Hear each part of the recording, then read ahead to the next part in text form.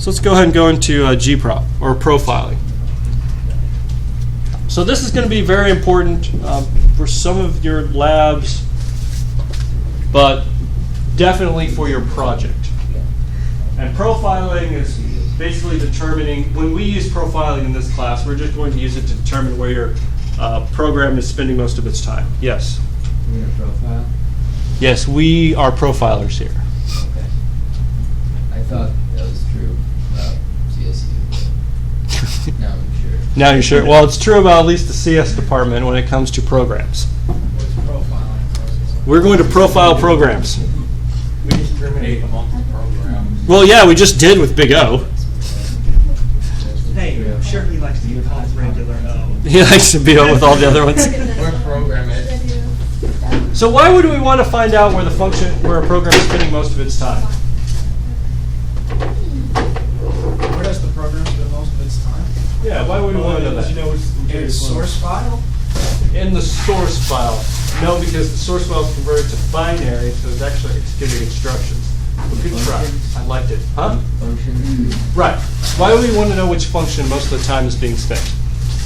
See if we can optimize it to go faster. How would, all right, but how would knowing which functions spending those time help you optimize? To know where to optimize. To know where to optimize. So if you had a couple, you're executing 5 functions, one of them was taking 99% of the time, we'll say function 5, and 1 through 4 was spending less than 1%. Would it help you any if you optimized 1 through 4? Not really, right. So this is really just to help you zero in on what needs to be optimized to increase the performance of your code.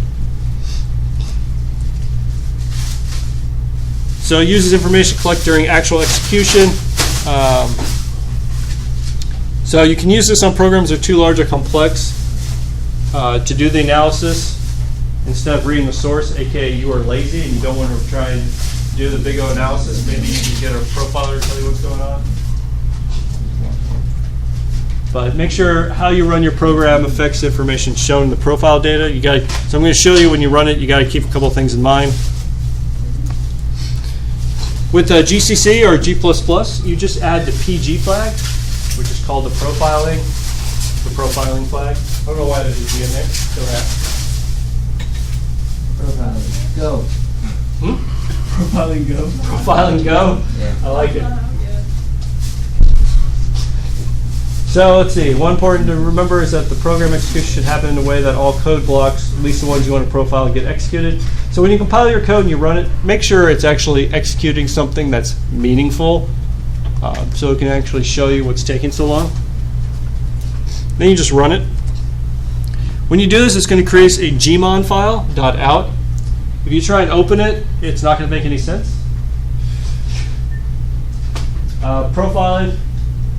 It's not a regular text file, so don't try and open it with Vim or something. It's not going to make any sense. So this wouldn't really, during your class, it's not really that useful because we're not going to be executing that. There may be test cases, but it's not really a meaningful. When you go into your project, you're going to have times where I'm going to give you inputs, and unless you have a good solution, it's not going to complete anytime soon.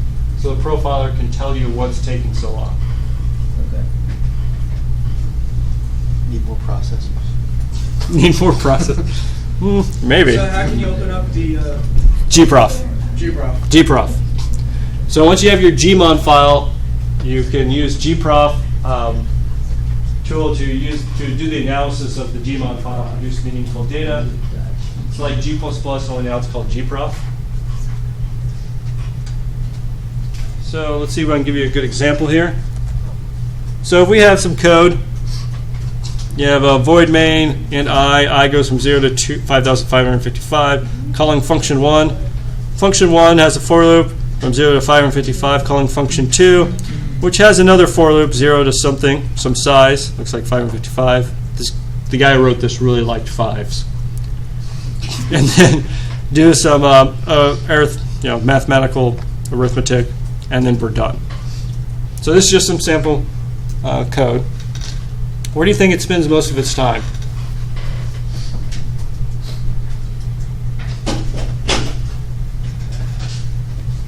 If you were to execute this. In the void main. Okay, sure. Void main. Because the I it does it the most amount of times. All right. Function on. But which?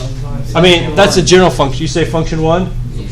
No, for function. Why function 2? Because every time, for every instance of main calling function 1, it will call function 2, or in every Yeah. instance of function 2, Yeah. 1 will call function 2, and function 1 is called multiple times. So Okay, let's go and use the profiler to see what's going to happen. There are different profiles. I'm really only going to be concerned with the flat profile, which gives you how much time spent in each function. You can do the call profile. I'll talk about briefly. It may help you, but I don't see it helping too much in this class. All right, so the profile it spits out. Notice over here you have function name, function 2, function 1. The time in each, percentage, 99.74% of the time. So that's probably where it's spending all its time. And then 26 afterwards for function 1. Hopefully these numbers add up to 100%. It tells you the cumulative seconds. Notice just under 19 and a little over 19. And then let's see, percent time. Oh, here we go, cumulative seconds, the cumulative total seconds. Notice that function 1 is more than function 2, but that's because function 1 is calling function 2, so technically it's still in function 1, but really it's spending most of its time trying to complete function 2.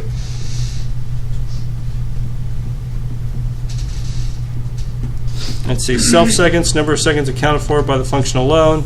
Right. Calls, number of times the function is being called. Hopefully that makes some sense.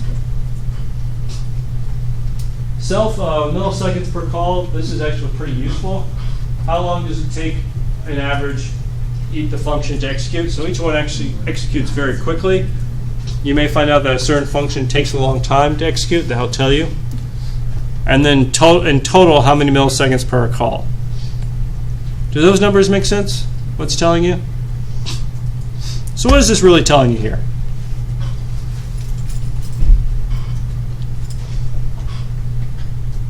Well, first off, which function is consuming most of the time? Function 2 by a long shot. What's causing that? the system around calls. Yeah, it's being called a lot. That's what it's coming down to. So this can actually give you some good information pretty quickly.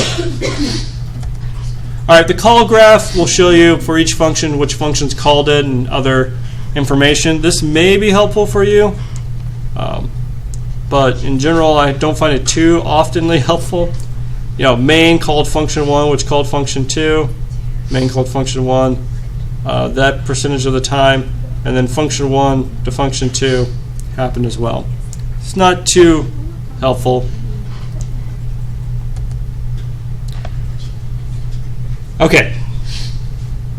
Before I finish with gprof, I want to make a couple things clear. Profiling with gprof is taken at fixed intervals of runtime.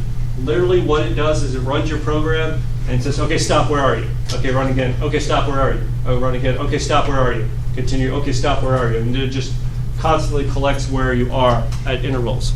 So it's not going to be 100% accurate. There's also a lot of events that may throw off your analysis from actual experiments. First off, your processor speed is going to affect what's going on. Your memory systems, which you'll learn more about. Architecture can throw a couple things off. Disk speed, software instrumentation, computer loads. Wow. Beyond the scope of this class. Wow. I'm just trying to tell you there are things that are going to change it up. So when you do gprof and all of a sudden it sums to 100.1%, that's okay. That's normal. Just keep in mind that and also if you gprof multiple times, you get slightly different results. That's normal. That's going to happen. But as a tool, it's actually a very good approximation for what we're doing. Okay? All right. All right, gnuplot. I could try and go through all the details of gnuplot, but it's better just to do it. The crash course. Let's do gnuplot. You run gnuplot. It comes up with its own little gnuplot terminal. Is this hard to see back there? Or? Yeah. Everything that you put is hard to see back here. All right, back to the darkness. There you go. Yeah. Sorry. All right. When you run gnuplot, it's going to give you the gnuplot terminal, and you can do things like plot the sine of x. And there you go. Plots the sine of x. Plot the sin of there. Yep. That sins a lot. All right. All right, you got with line and with point. So plot with line is the default. You could also plot with point. We're just going to do a lot of points. Whee! Pseudo.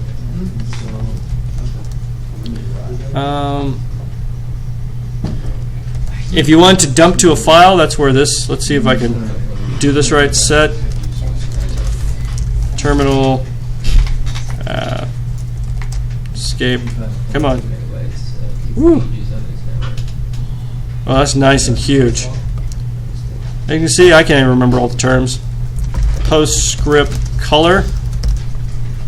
And then options are, that's fine. Set output to test.postscript. Then you can type set output test.postscript. Output. Wow, I cannot type.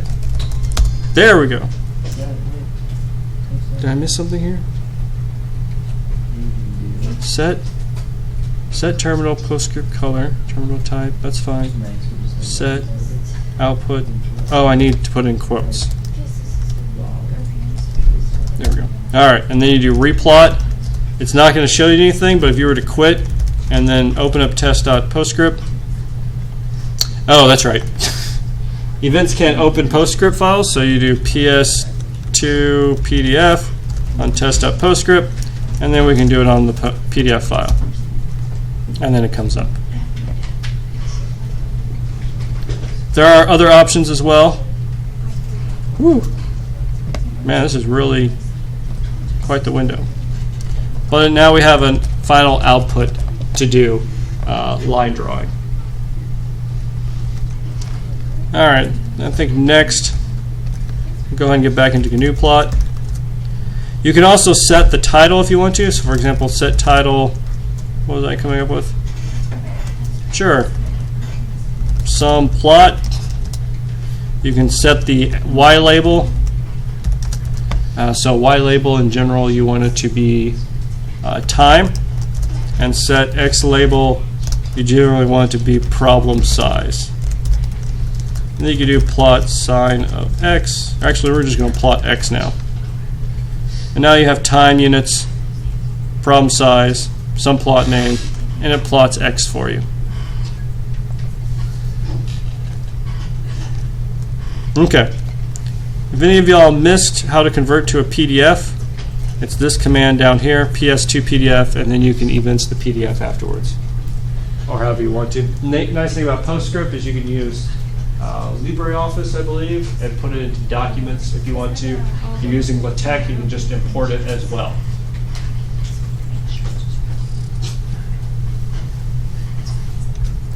All right. So that's gnuplot. It's going to make a little more sense once we talk about timing. Let me go ahead and stop right now.